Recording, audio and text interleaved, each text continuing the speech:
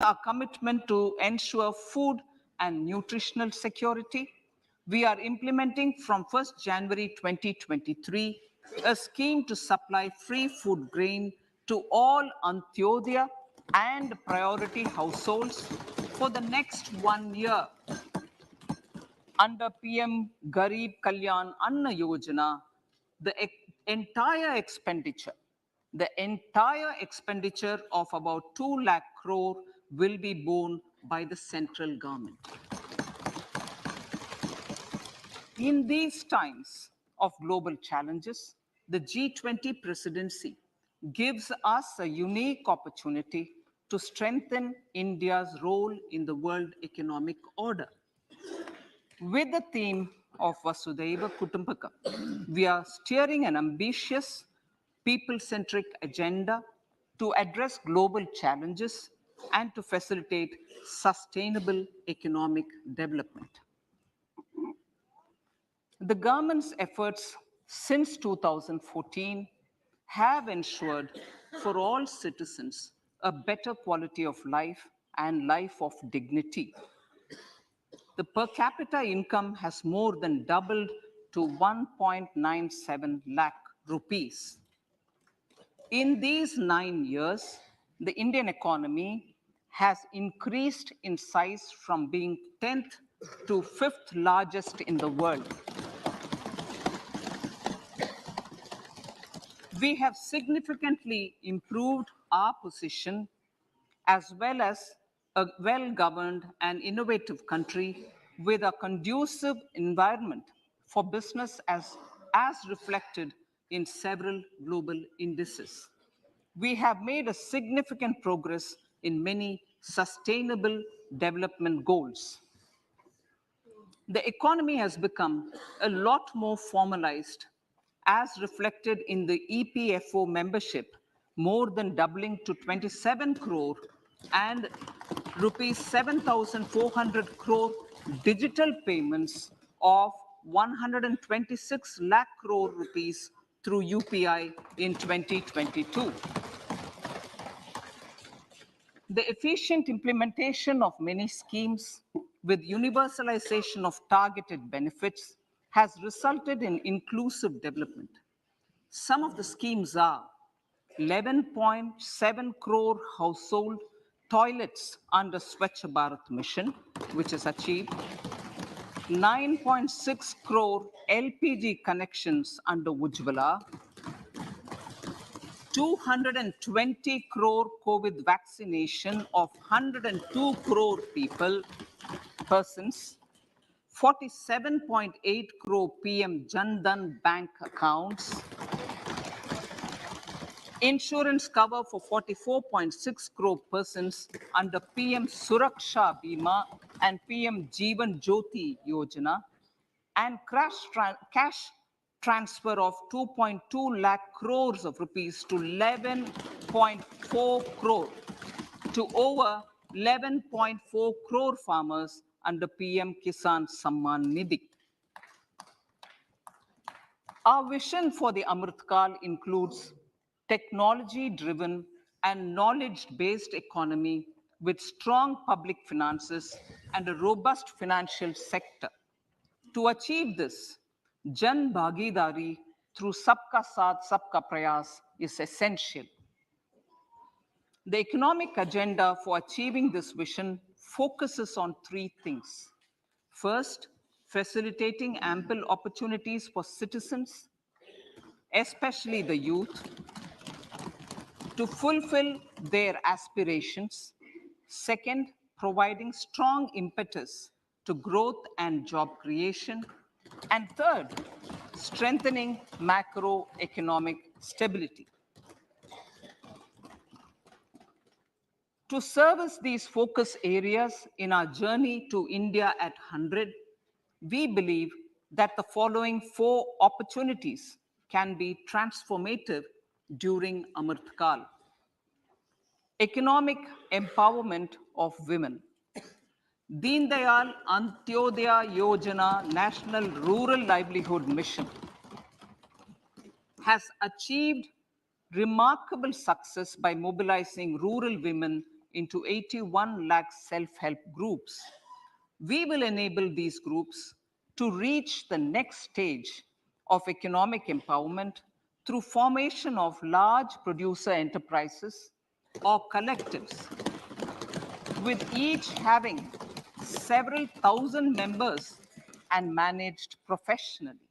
They will be helped with raw materials supply and for better design, quality, branding, and marketing of their products.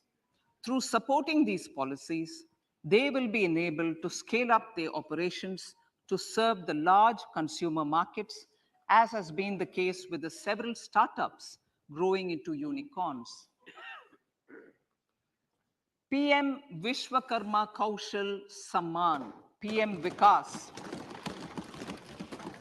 For centuries, traditional artisans and craftspeople who work with their hands using tools have brought renown for India. They're generally referred to as Vishwakarma. The art and the handicraft created by them represents the true spirit of Atmanirbhar Bharat. For the first time, a package of assistance for them has been conceptualized. The new scheme will enable them to improve the quality, scale, and reach of their products, integrating them with the MSME value chain.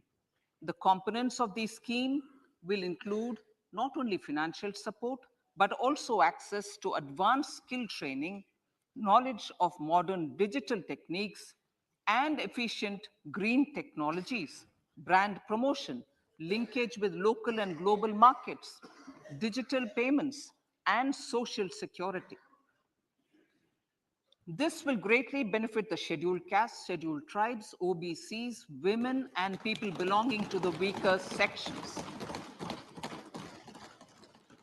Tourism. The country offers immense attraction for domestic as well as foreign tourists. There is a large potential to be tapped in tourism. The sector holds huge opportunities for jobs and entrepreneurship for youth in particular. Promotion of tourism will be taken up on mission mode with active participation of states, convergence of government programs, and public-private partnerships.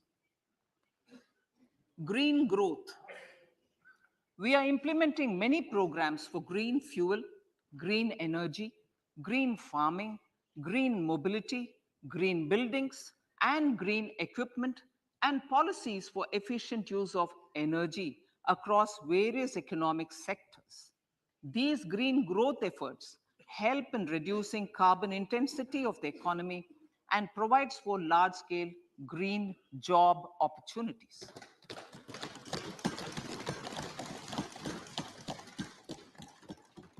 Priorities of this budget. The budget adopts the following 7 priorities.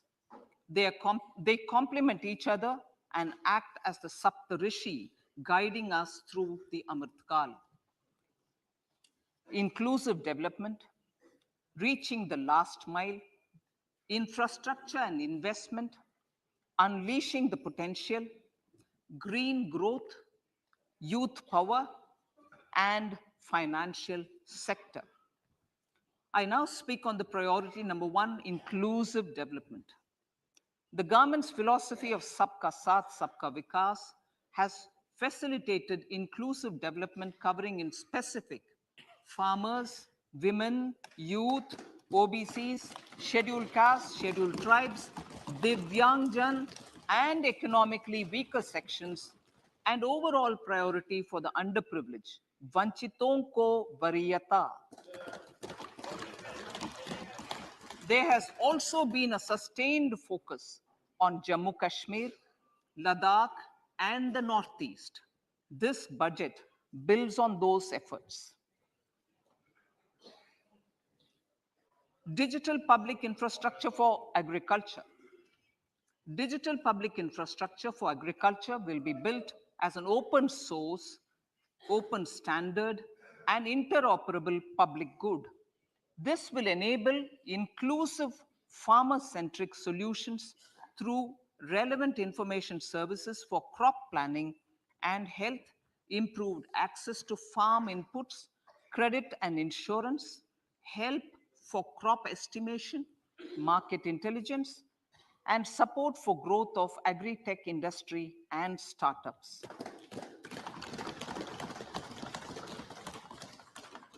An agriculture accelerator fund. An agriculture accelerator fund will be set up to encourage agri startups by young entrepreneurs in rural areas. The fund will aim at bringing innovative and affordable solutions for challenges faced by farmers. It will also bring in modern technologies to transform agricultural practices, increase productivity and profitability. To enhance the productivity of extra long staple cotton, we will adopt a cluster-based and value chain approach through public-private partnerships.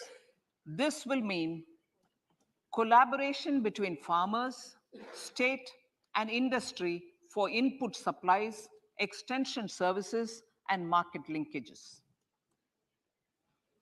We will launch an Atmanirbhar Clean Plant program to boost availability of disease-free, quality planting material for high-value horticultural crops at an outlay of 2,200 crores.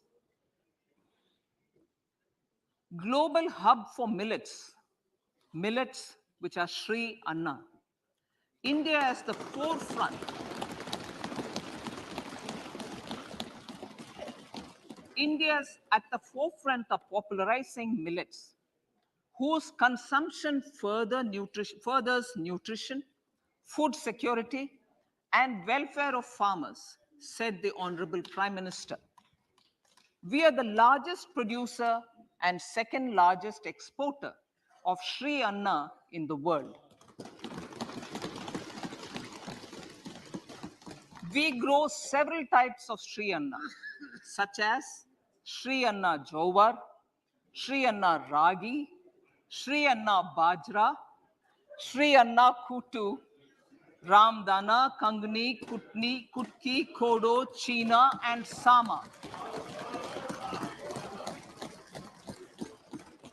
These have a number of health benefits and have been an integral part of our food for centuries. I acknowledge with pride the huge service done by small farmers in contributing to the health of fellow citizens by growing these Sri Anna. Now, to make India a global hub for Sri Anna, the Indian Institute of Millet Research, ideally Indian Institute of the Sri Anna Research, Hyderabad, will be supported as the center of excellence for sharing best practices, research, and technologies at the international level. The agricultural credit target will be increased to 20 lakh crores with focus on animal husbandry, dairy, and fisheries. We will launch a new sub-scheme of PM Matsya Sampada Yojana, which is an existing scheme, but we launch a new sub-scheme with targeted investment of 6,000 crores to further enable activities of fishermen, fish vendors, and micro and small entrepreneurs, improve value chain efficiencies, and expand the market. For farmers, especially small and marginal farmers and other marginalized sections, the government is promoting cooperative-based economic development model. A new Ministry of Cooperation was formed with a mandate to realize the vision of Sahkar Se Samriddhi.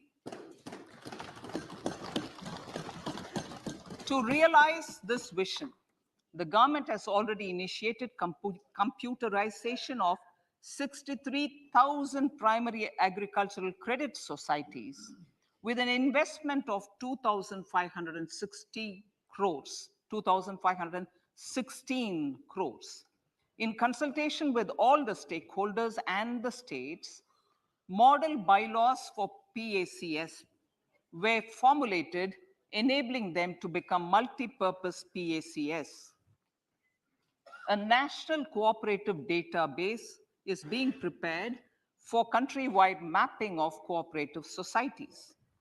With this backdrop, we will implement a plan to set up massive decentralized storage capacity.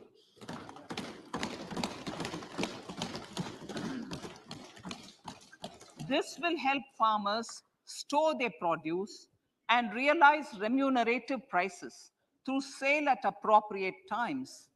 The government will also facilitate setting up of a large number of multi-purpose cooperative societies, primary fisheries societies, and dairy cooperative societies in uncovered panchayat and villages in the next 5 years.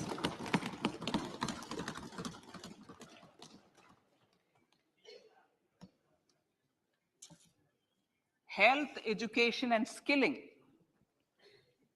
157 new nursing colleges will be established in co-location with the existing 157 medical colleges established since 2014. A mission to eliminate sickle cell anemia by 2047 will be launched.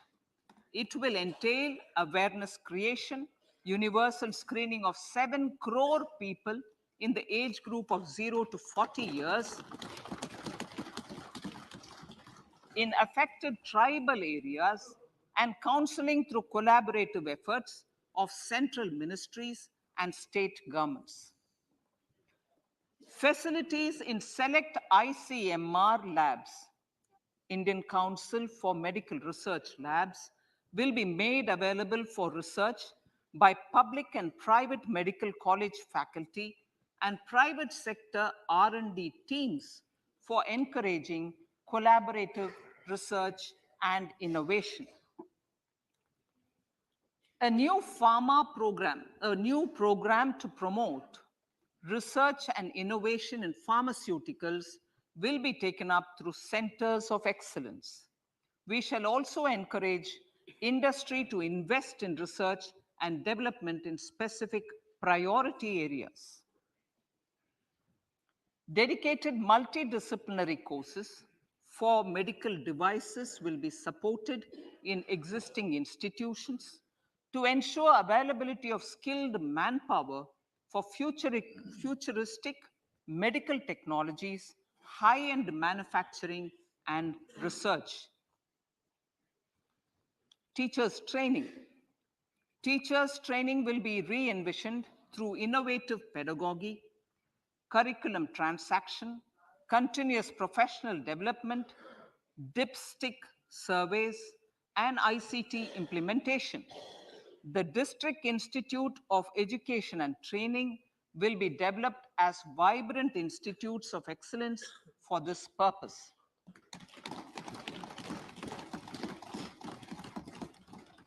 National Digital Library for Children and Adolescents. A National Digital Library for Children and Adolescents will be set up for facilitating availability of quality books across geographies, languages, genres, and levels, and device-agnostic accessibility. States will be encouraged to set up physical libraries for them at panchayat and ward levels and provide infrastructure for accessing the national digital library resources.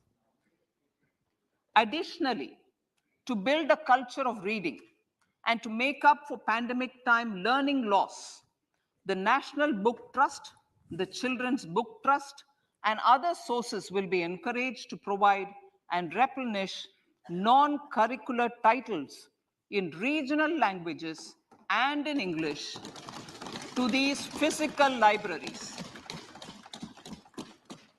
Collaboration with NGOs that work in literacy will also be a part of this initiative to inculcate financial literacy.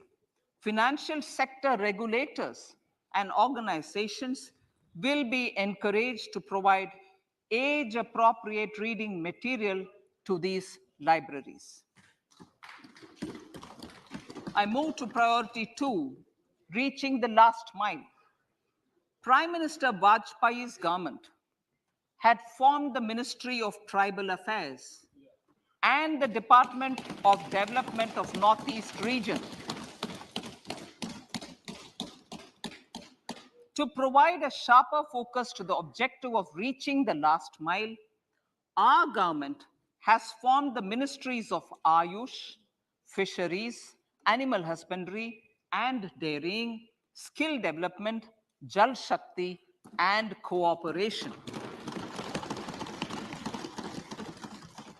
Building on the success of the Aspirational Districts program, the government has recently launched the Aspirational Blocks program, covering 500 blocks for saturation of essential government services across multiple domains such as health, nutrition, education, agriculture, water resources, financial inclusion, skill development, and basic infrastructure.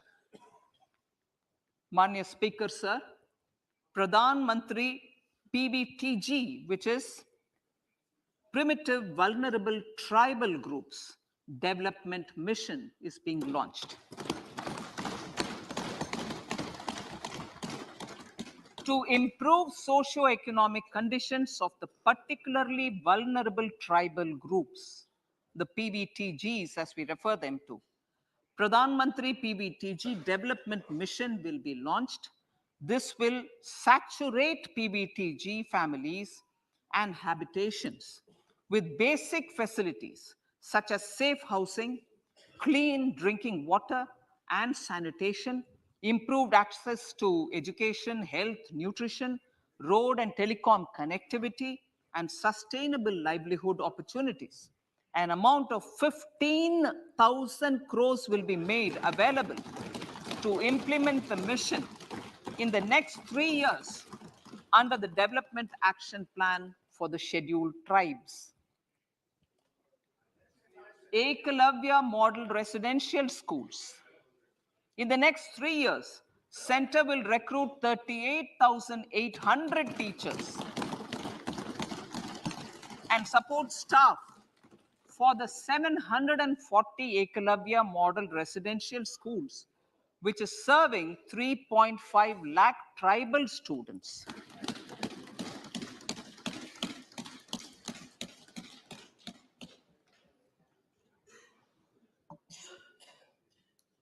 In the drought-prone central regions of Karnataka, central assistance of 5,300 crore will be given to Upper Bhadra project to provide sustainable micro irrigation and filling up of surface tanks for drinking water. PM Awas Yojana. The outlay for PM Awas Yojana is being enhanced by 66% to over 79,000 crores. Bharat Shared Repository of Inscriptions will be set up in a digital epigraphy museum with digitization of 1 lakh ancient inscriptions in the first stage. Support for poor prisoners. For poor persons who are in prisons and unable to afford the penalty or the bail amount, required financial support will be provided.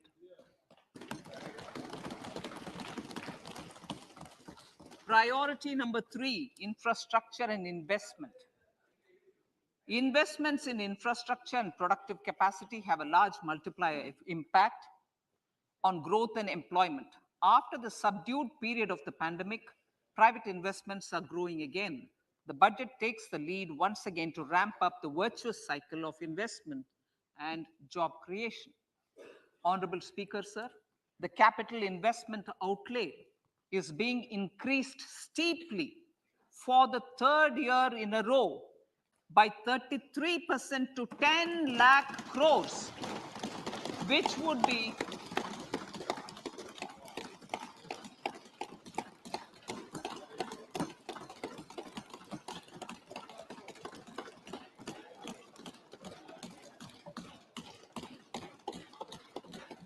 which would be 3.3% of GDP.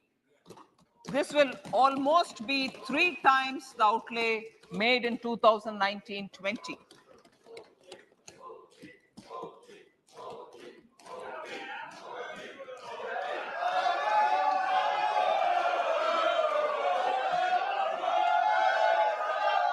This substantial increase in recent years is central to the government's efforts to enhance growth potential and job creation, crowd in private investments, and provide a cushion against global headwinds. The direct capital investment by the center is complemented by the provision made for creation of capital assets through grants and aids to state. The effective capital expenditure of the center is budgeted at 13.7 lakh crore rupees, which will be 4.5% of GDP. Support to state governments for capital investment. I have decided to continue the 50-year interest-free loan to state governments for 1 more year to spur investment in infrastructure and to incentivize them for complementary policies actions with a significantly enhanced outlay of 1.3 lakh crores.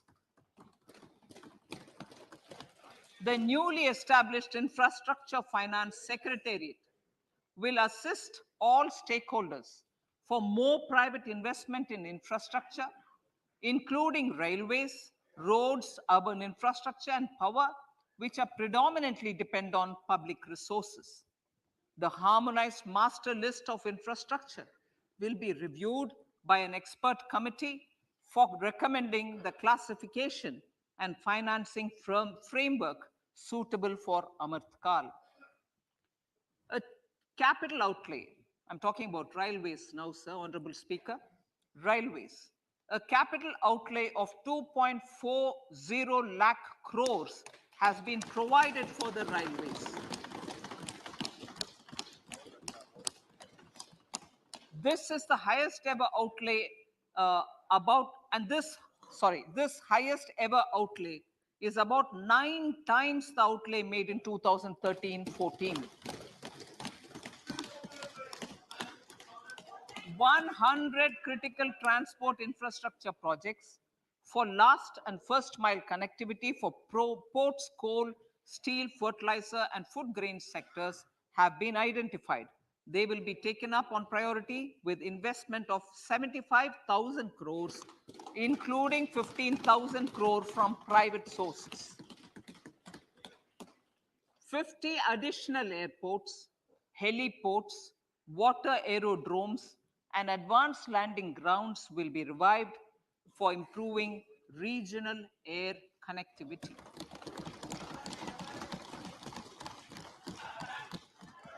Sustainable cities for tomorrow.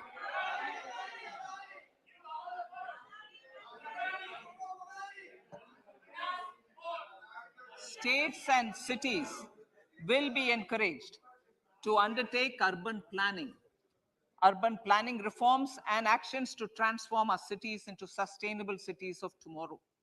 This means efficient use of land resources, adequate resources for urban infrastructure, transit-oriented development, enhanced availability and affordability of urban land, and opportunities for all. Through property tax governance reforms and ring fencing user charges on urban infrastructure, cities will be incentivized to improve their creditworthiness for municipal bonds. Like the RIDF, an urban infrastructure development fund will be established through use of priority sector lending shortfall. This will be managed by the National Housing Bank and will be used by public agencies to create urban infrastructure in Tier 2 and Tier 3 cities. States will be encouraged to leverage resources from the grants of the 15th Finance Commission as well as existing schemes to adopt appropriate user charges while accessing the UIDF. We expect to make an available to make available 10,000 crore rupees per annum for this purpose. All cities and towns will be enabled for 100% mechanical desludging of septic tanks and sewers to transition from manhole to machine hole mode.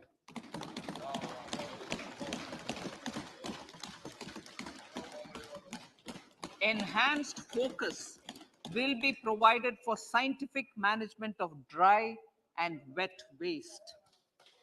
Honorable Speaker, sir, our Prime Minister had said, good governance is the key to a nation's progress.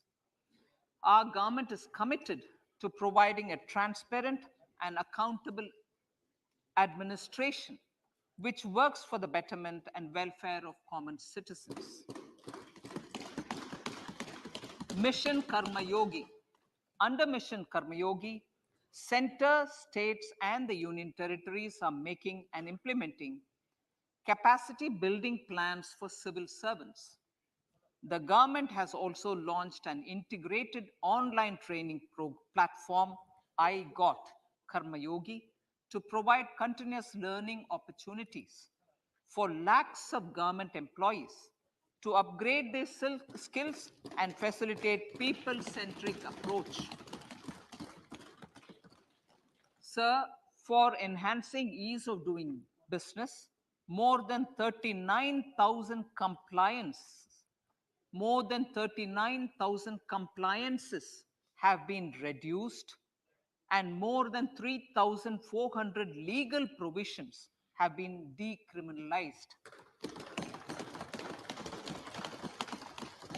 For furthering the trust-based governance, we have introduced the Jan Vishwas Bill to amend 42 central acts. This budget proposes a series of measures to unleash the potential of our economy. Centers of Excellence for Artificial Intelligence.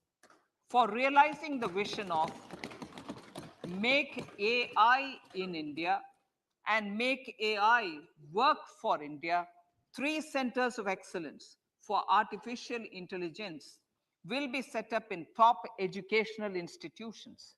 Leading industry players will partner in conducting interdisciplinary research, develop cutting-edge applications, and scalable problem solutions in the areas of agriculture, health, and sustainable cities. This will galvanize an effective AI ecosystem and nurture quality human resources in the field. National Data Governance Policy to unleash innovation and research by startups and academia. A national data governance policy will be brought out. This will enable access to anonymized data. The KYC process will be simplified, adopting a risk-based instead of one-size-fits-all approach. The financial sector regulators will also be encouraged to have a KYC system fully amenable to meet the needs of digital India. One-stop solution for identity and address updating. A one-stop solution for reconciliation and updating of identity and address of individuals maintained by various government agencies, regulators, and regulated entities will be established using DigiLocker service and Aadhaar as foundational identity. Speaker, sir, common business identifier. For the business establishments required to have a permanent account number, the PAN will be used as the common identifier for all digital systems of specified government agencies. This will bring ease of doing business and it will be facilitated through a legal mandate. For obviating the need for separate submission of same information to different government agencies, A system of unified filing process will be set up. Such filing of information or return in simplified forms on a common portal will be shared with other agencies as per the filer's choice. Vivad se Vishwas 1. Relief for MSMEs. In cases of failure by MSMEs to execute contracts during the COVID period, 95% of the forfeited amount relating to the bid or performance security will be returned to them by government and government undertakings. This will provide relief to the MSMEs. Vivad se Vishwas 2. Settling contractual disputes. To settle contractual disputes of government and government undertakings, wherein arbitral award is under challenge in a court, a voluntary settlement scheme with standardized terms will be introduced. This will be done by offering graded settlement terms depending on pendency level of the dispute. The state support mission of Niti Aayog will be continued for 3 years for our collective efforts towards national priorities. Result-based financing. To better allocate scarce resources for competing development needs, the financing of select schemes will be changed on a pilot basis from input-based to result-based. E-courts. For efficient administration of justice, phase 3 of phase 3 of the e-courts project will be launched with an outlay of 7,000 crores. Fintech services in India have been facilitated by our digital public infrastructure, including Aadhaar, PM Jan Dhan Yojana, Video, KYC, India Stack, and UPI. To enable more fintech innovative services, the scope of documents available in DigiLocker for individuals will be expanded. An entity DigiLocker will be set up for the use by MSMEs, large businesses, and also charitable trusts. This will be towards storing and sharing documents online securely whenever needed with various authorities, regulators, banks, and other business entities. 5G services. 100 labs for developing applications using 5G services will be set up in engineering institutions.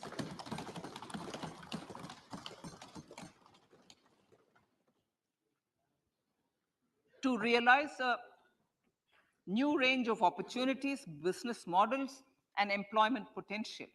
The labs will cover, among others, applications such as smart classrooms, precision farming, intelligent transport systems, and healthcare applications. Lab-grown diamonds. Lab-grown diamonds is a technology and innovation-driven emerging sector with high employment potential.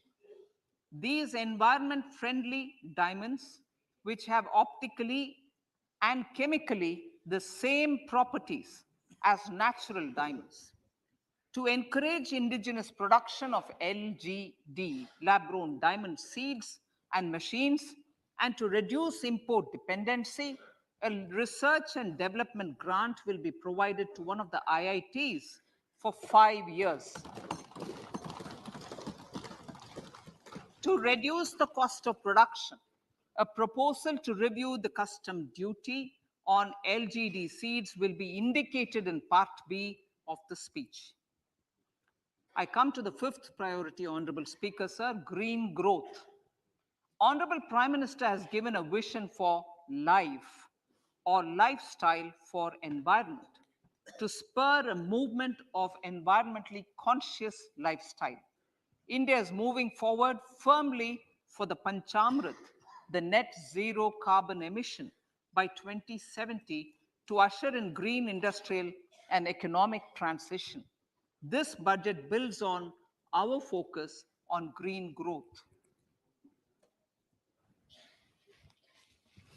The recently launched National Green Hydrogen Mission, with an outlay of 19,700 crores, will facilitate transition of the economy to low carbon intensity, reduce dependence on fossil fuel imports, and make the country assume technology and market leadership in this sunrise sector.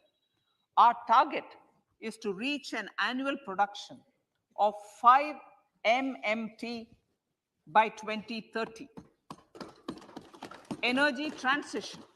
This budget provides for 35,000 crores for priority capital investment towards energy transition and net zero objectives and energy security by Ministry of Petroleum and Natural Gas. To steer the economy on sustainable development path, battery energy storage systems with capacity of 4,000 MWH will be supported with viability gap funding. A detailed framework for pumped storage projects will also be formulated. Renewable energy evacuation. The interstate transmission system for evacuation and grid integration of 13 gigawatt renewable energy from Ladakh will be constructed with investment of 20,700 crore, including central support of 8,300 crores. Green Credit Program. For encouraging behavioral change, a green credit program will be notified under the Environment Protection Act. This will incentivize environmentally sustainable and responsive actions by companies, individuals, and local bodies, and help mobilize additional resources for such activities. PM Program for Restoration, Awareness, Nourishment, and Amelioration of Mother Earth, PM Pranam, will be launched to incentivize states and union territories to promote alternative fertilizers and balanced use of chemical fertilizers. Go Bardhan Scheme. 500 new waste to wealth plants under Gobardhan, galvanizing organic bio-agro resources done. Gobardhan scheme will be established for promoting circular economy. These will include 200 compressed biogas plants, including 75 plants in urban areas and 300 community or cluster-based plants at a total investment of 10,000 crores. I will refer to this in Part B also. In due course, a 5% CBG mandate will be introduced for all organizations marketing natural and biogas. For collection of biomass and distribution of biomanure, appropriate fiscal support will also be provided. Bharatiya Prakritik Kheti Bio Input Resource Centers. Over the next 3 years, we will facilitate 1 crore farmers to adopt natural farming. For this, Honorable Speaker, 10,000 bio input resource centers will be set up, creating a national level distributed micro fertilizer and pesticide manufacturing network. Mishti.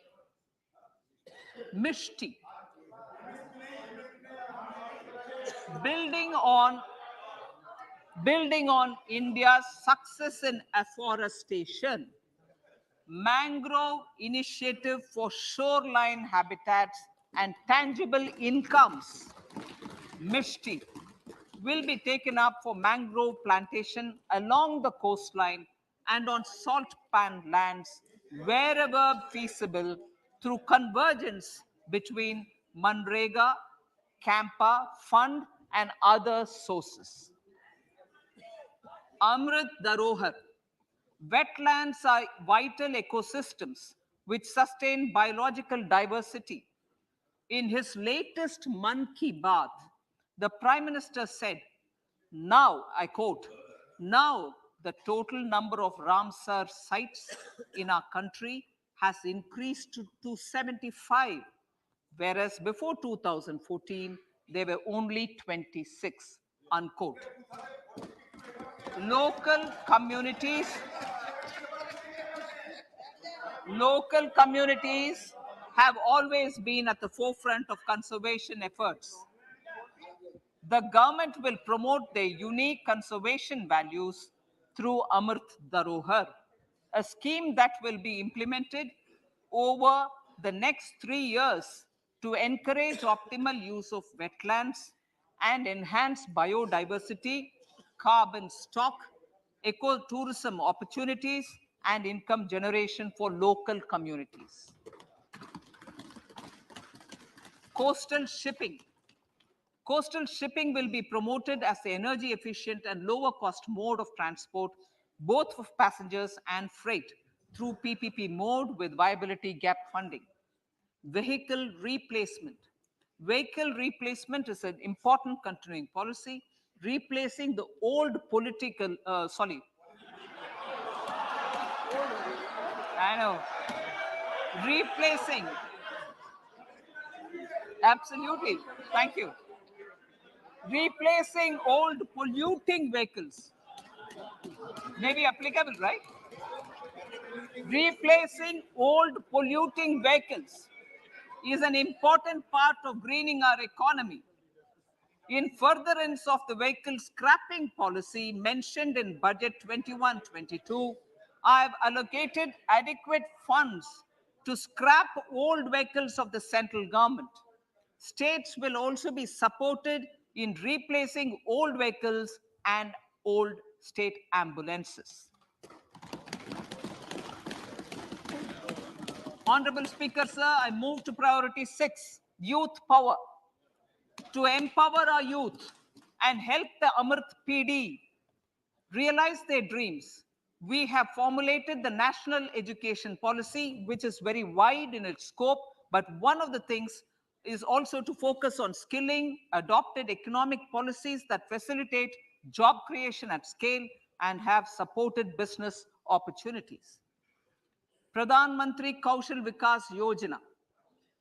Pradhan Mantri Kaushal Vikas Yojana 4.0 will be launched to skill lakhs of youth within the next 3 years. On-job training, industry partnership, and alignment of courses with needs of industry will be emphasized.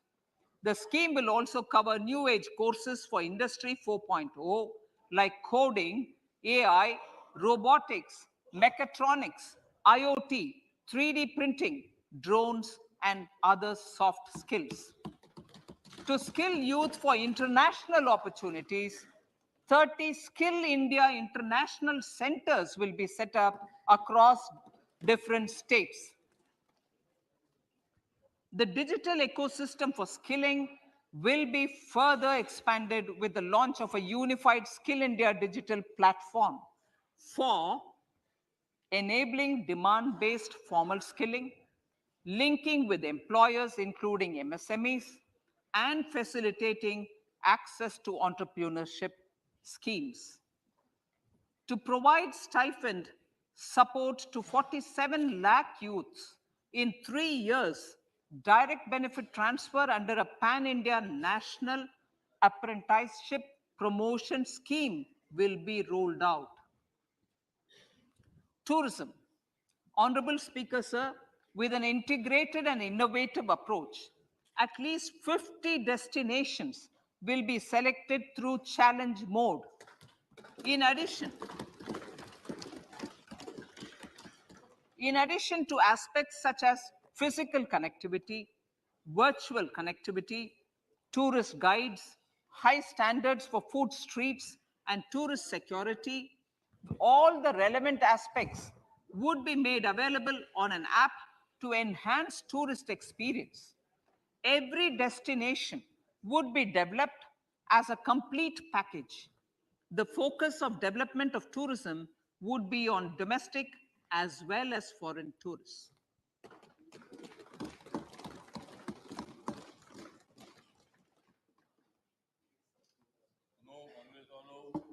Sector-specific skilling and entrepreneurship development will be dovetailed to achieve the objectives of Dekho Apna Desh initiative. This was launched as an appeal by the Honorable Prime Minister to the middle class to prefer domestic tourism over international tourism. The integrated development of theme-based tourist circuits, the Swadesh Darshan scheme, was also launched. Under the Vibrant Villages program, tourism infrastructure and amenities will be facilitated in border villages.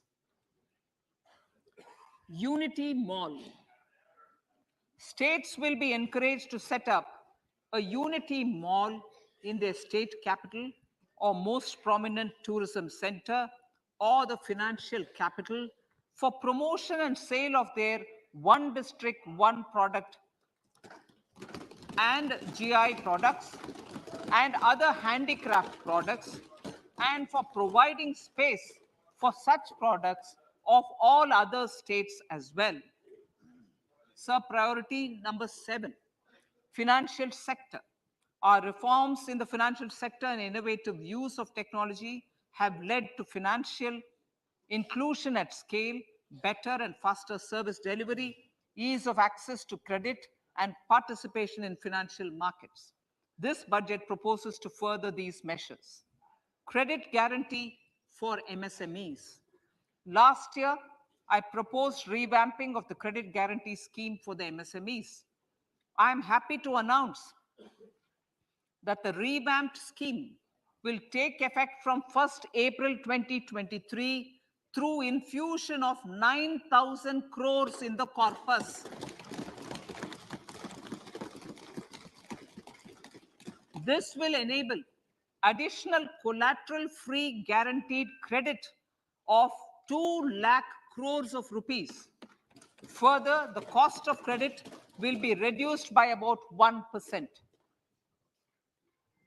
A national financial information registry will be set up to serve as the central repository of financial and ancillary information.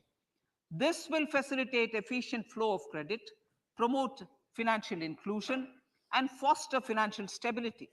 A new legislative framework will govern this credit public infrastructure and will be designed in consultation with the RBI. To meet the needs of Amrit Kaal and to facilitate optimum regulation in the financial sector, public consultation, as necessary and feasible, will be brought to the process of regulation making and issuing subsidiary directions. To simplify, to ease, and to reduce cost of compliance, financial sector regulators will be requested to carry out a comprehensive review of existing regulations. For this, they will consider suggestions from public and regulated entities. Time limits to decide the application under various regulations will also be laid down. Honorable Speaker, sir, to enhance business activities in GIFT IFSC, the following measures will be taken. Delegating powers under the SEZ Act to the IFSCA to avoid dual regulation. Setting up a single window IT system for registration and approval of IFSCA, SEZ authorities, GSTN, RBI, SEBI, and IRDAI. Permitting acquisition financing by IFSC banking units of foreign banks, establishing a subsidiary of Exim Bank for trade refinancing, amending IFSCA Act for statutory provisions for arbitration ancillary services, and avoiding dual regulation under the SEZ Act, and recognizing offshore derivative instruments as valid contracts. Honorable Speaker, sir, data embassy. For countries looking for digital continuity solutions, we will facilitate setting up of their data embassies in GIFT IFSC.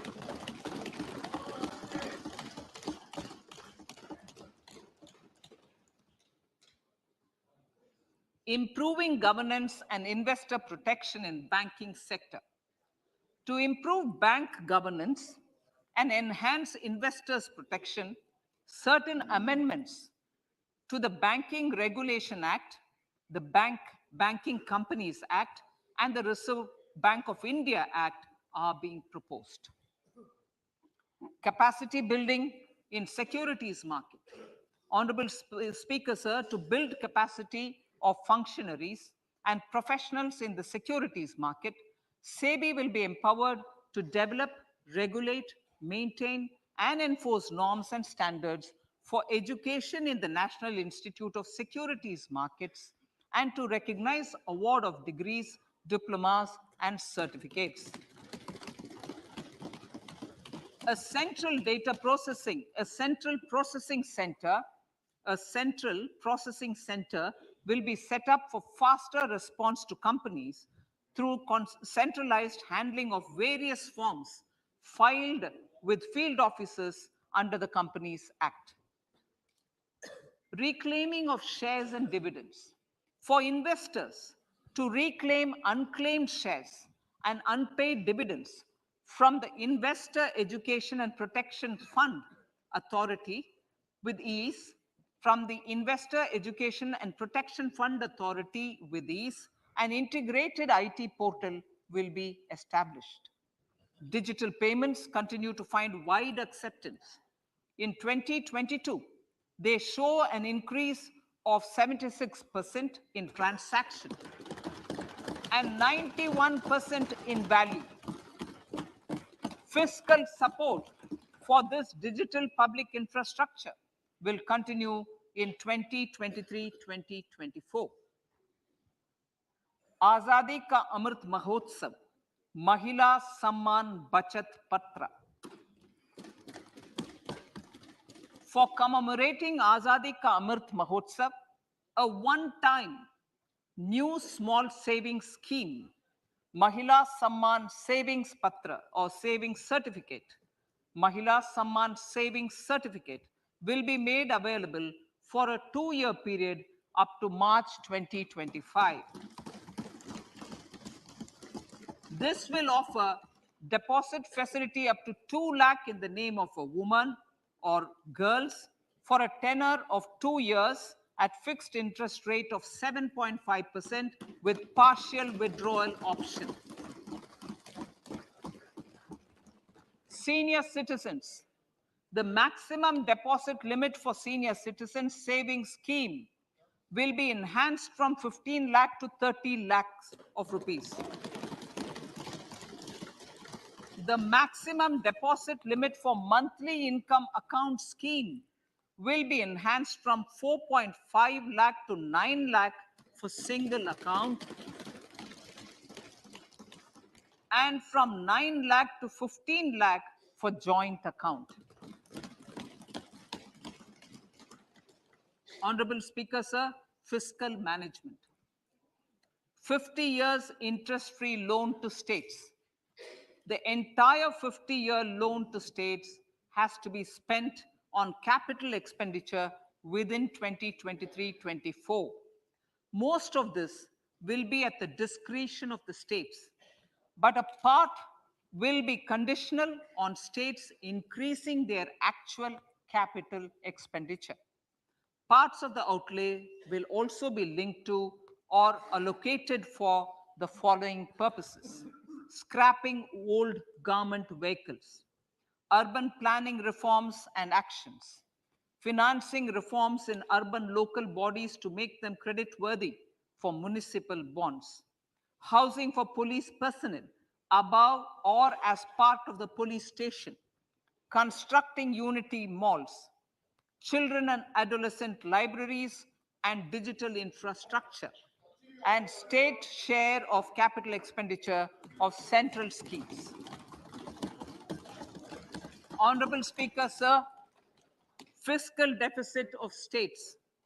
States will be allowed a fiscal deficit of 3.5% of GSDP, of which 0.5% will be tied to power sector reforms.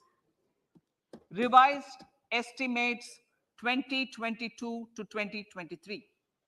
The revised estimate, Honorable Speaker, sir, of the total receipts other than borrowing is 24.3 lakh crores, of which the net tax receipts are 20.9 lakh crores.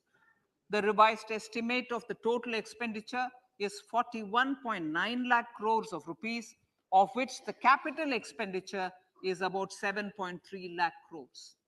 The revised estimate of the fiscal deficit is 6.4% of GDP, adhering to the budget estimate.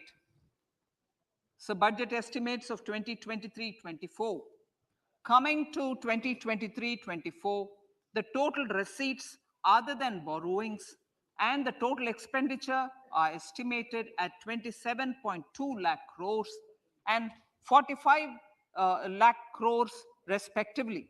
The net tax receipts are estimated at 23.3 lakh crores.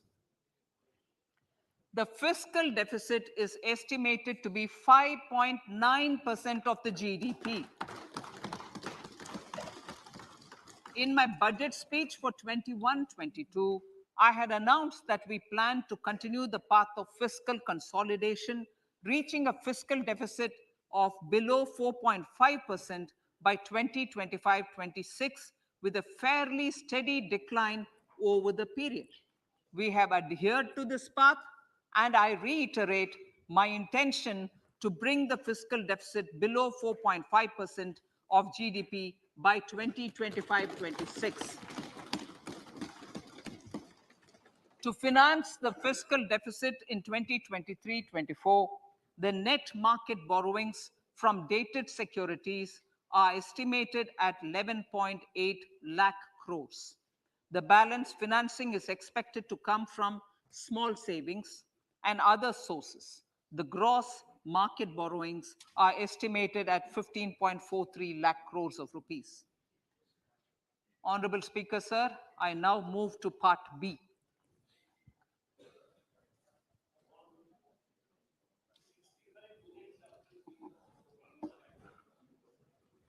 Indirect taxes.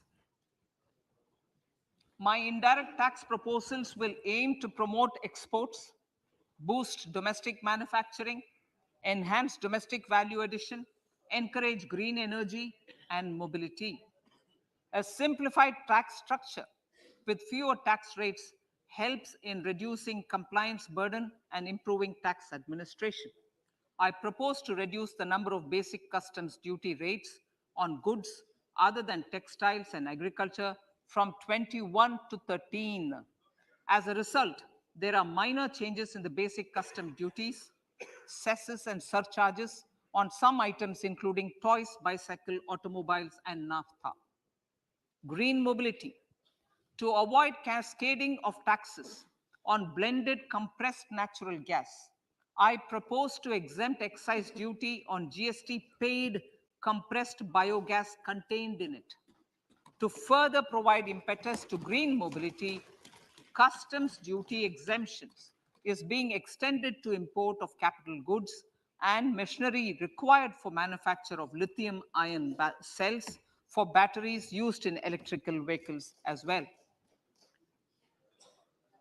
Electronics.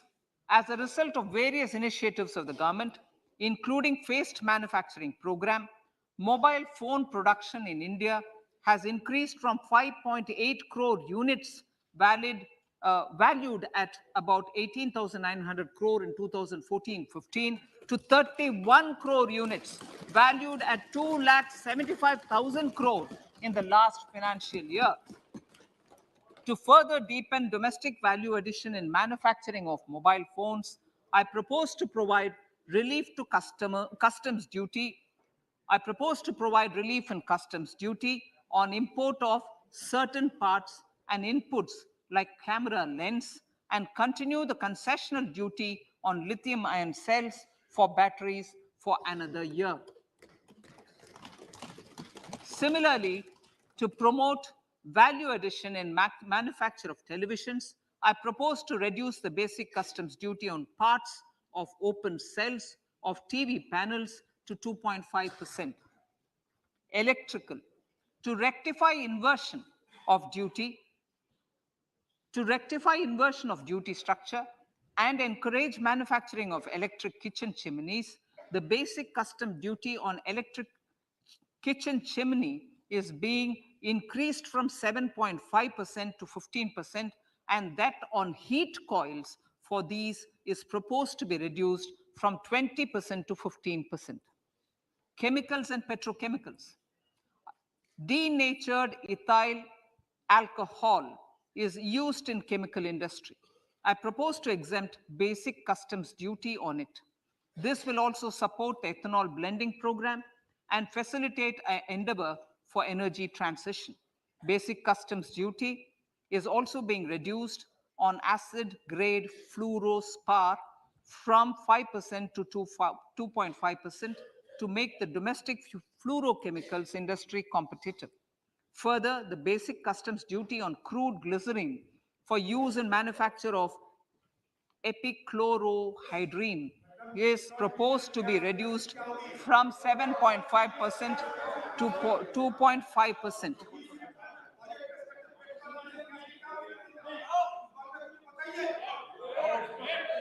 Marine products. In the last financial year, marine products recorded the highest export growth, benefiting farmers in the coastal states of the country. To further enhance the export competitiveness of marine products, particularly shrimps, duty is being reduced on key inputs for domestic manufacture of shrimp feed. India is a global leader, as I said in part A, in cutting and polishing of natural diamonds, contributing about 3/4 of the global turnover by value. With the depletion of deposits of natural diamonds, the industry is moving towards lab-grown diamonds, and it holds huge promise. To seize this opportunity, I propose to reduce the basic customs duty on seeds used in their manufacture. Customs duties on door or dore and bars of gold and platinum were increased earlier this fiscal. I propose to increase the duties on articles made therefrom to enhance the duty differential. I also propose to increase the import duty on silver doors, bars, and articles to align them with that on gold and platinum. To facilitate availability of raw materials for the steel sector, exemptions from basic custom duty on raw materials for manufacture of 𝐒𝐅𝐅𝐂𝐈𝐂 steel, ferrous scrap, and nickel cathode is being continued. Similarly, the concessional BCD of 2.5% on copper scrap is also being continued to ensure the availability of raw materials for secondary copper producers who are mainly in the MSME sectors. Compounded rubber. The basic custom duty rate on compounded rubber is being increased from 10% to 25% or 30 kg, whichever is lower, at par with that of natural rubber other than latex, to curb circumvention of duty. Cigarettes. National calamity contingent duty on specified cigarettes was last revised 3 years ago. This is proposed to be revised upwards by about 16%. Direct taxes. I now come to my direct tax proposals. Honorable Speaker, these proposals aim to maintain continuity and stability of taxation, further simplify and rationalize various provisions to reduce the compliance burden, promote the entrepreneurial spirit, and provide tax relief to citizens. It has been constant endeavor of the Income Tax Department to improve taxpayers' services by making compliance easy and smooth. Our taxpayers portal received a maximum of 72 lakh returns in a day. processed more than 6.5 crore returns this year. Average processing period reduced from 93 days in financial year 13-14 to 16 days only now. And 45% of the returns were processed within 24 hours. We intend to further improve this, roll out the next generation common IT return form for taxpayer convenience, and also plan to strengthen the grievance redressal mechanism. MSMEs and professionals. MSMEs are growth engines of our economy. Micro enterprises with turnover up to 2 crore of rupees and certain professionals with turnover of up to 50 lakh rupees can avail the benefit of presumptive taxation. I propose to provide enhanced limits of 3 crore and 75 lakh respectively to the taxpayers whose cash receipts are no more than 5%. Whose cash receipts are no more than 5%. Moreover, to support MSMEs in timely receipt of payments, I propose to allow deduction for expenditure incurred on payments made to them only when payment is actually made. Cooperation. Cooperation is a value to be cherished. In realizing our Prime Minister's goal for 𝐒𝐅𝐅𝐈𝐂𝐋 Samriddhi and his resolve to connect the spirit of cooperation with the spirit of Amrit Kal, in addition to the measures proposed in Part A, I have a slew of proposals for the cooperation sector. First, new cooperatives that commence manufacturing activities till 2024, 31st March, shall get the benefit of a lower tax rate of 15%, as is presently available to new manufacturing companies.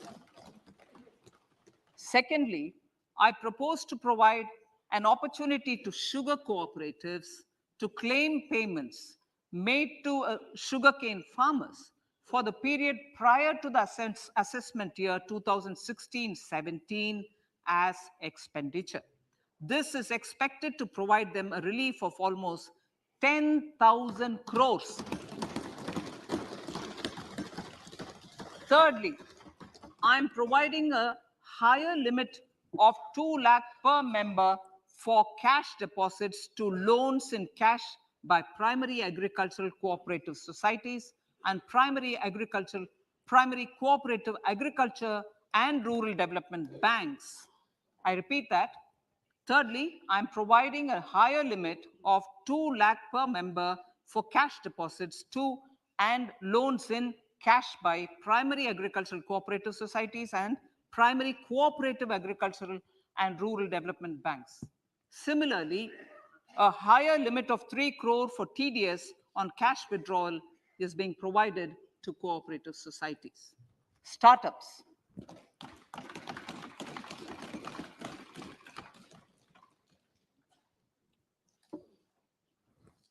Entrepreneurship is vital for a country's economic development. We have taken a number of measures for startups and they have borne results. India is now the third largest ecosystem for startups globally and ranks second in innovation quality among middle-income countries. I propose to extend the date of incorporation for income tax benefits to startups from 31/3/2023 to 31/3/2024.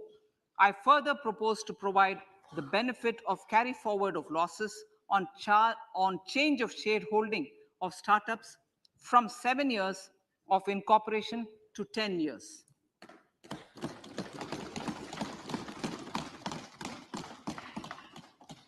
To reduce the pendency of appeals at commissioner level, I propose to deploy about 100 joint commissioners for disposal of small appeals.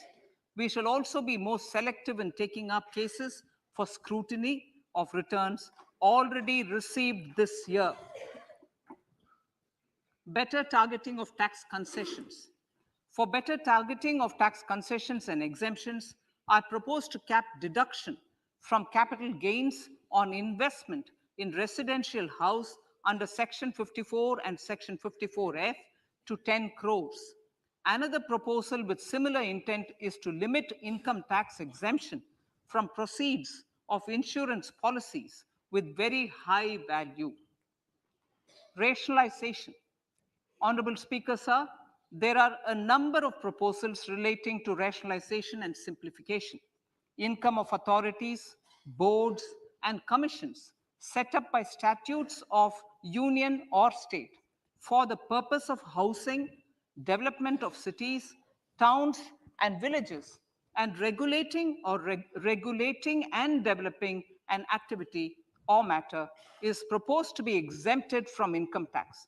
Other major measures in this direction are removing the minimum threshold of 10,000 for TDS and clarifying taxability relating to online gaming, not treating conversion of gold into electronic gold receipts and vice versa as capital gains, reducing the TDS rate from 30% to 20% on taxable portion of EPF withdrawals in non-PAN cases, and taxation on income for market debentures.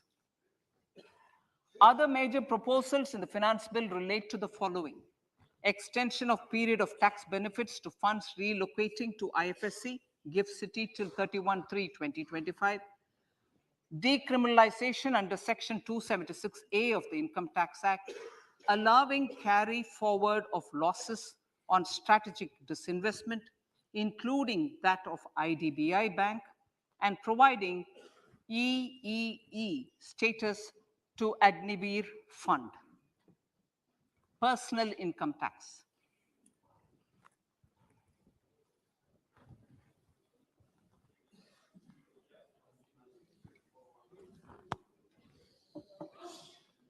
Now I come to what everyone is waiting for. Personal income tax. I have 5 major announcements to make in this regard. These primarily benefit our hard-working middle class. The first one concerns rebate. Currently, those with income up to 5 lakh do not pay any income tax in both old and new regimes. I propose to increase the rebate limit to 7 lakhs in the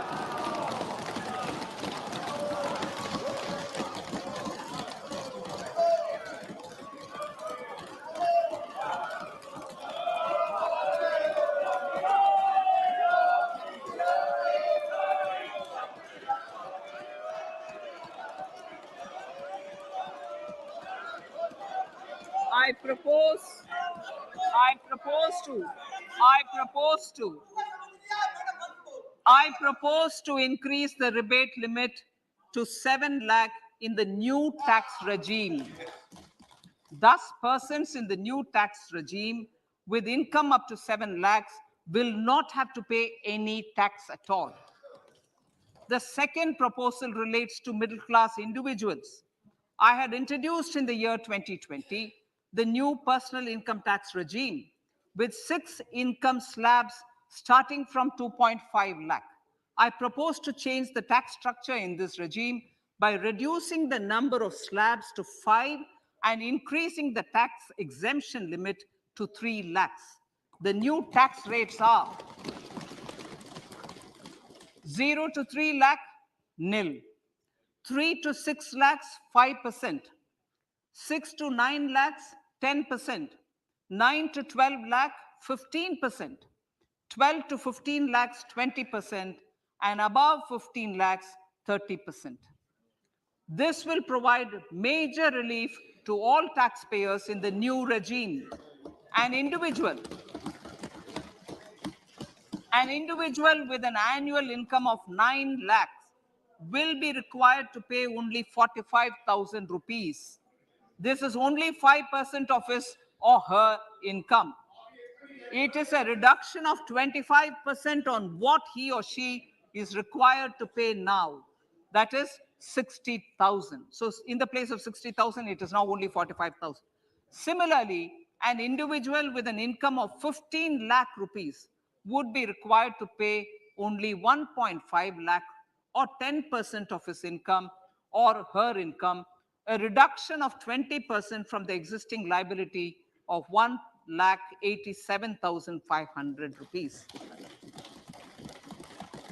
My third proposal is for the salaried class and the pensioners, including family pensioners, for whom I propose to extend the benefit of standard deduction to the new tax regime. Each salaried person with an income of 15.5 lakh rupees or more will thus stand to benefit by 52,500 rupees. My fourth announcement in personal income tax is regarding the highest tax rate, which in our country is 42.74%. This is among the highest in the world. I propose to reduce the highest surcharge rate from 37% to 25% in the new tax regime.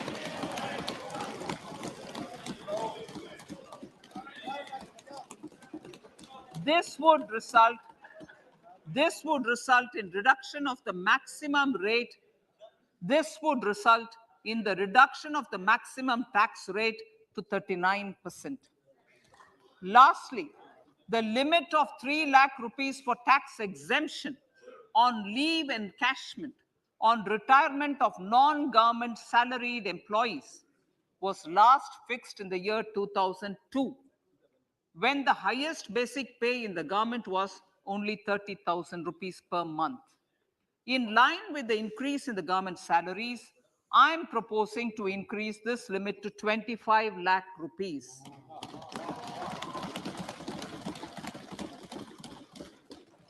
We are also making the new income tax regime as the default tax regime. However, citizens will continue to have the option to avail the benefit of the old tax regime. Apart from these, I'm also making some other changes as given in the annexure. As a result of these proposals, revenue of about 38,000 crore to 37,000 crore in direct taxes and rupees 1,000 crore in indirect taxes will be foregone, while revenue of about 3,000 crore will be additionally mobilized. Thus, the total revenue foregone is about 35,000 crores annually. Honorable Speaker, sir, with these words, I commend the budget to this August House.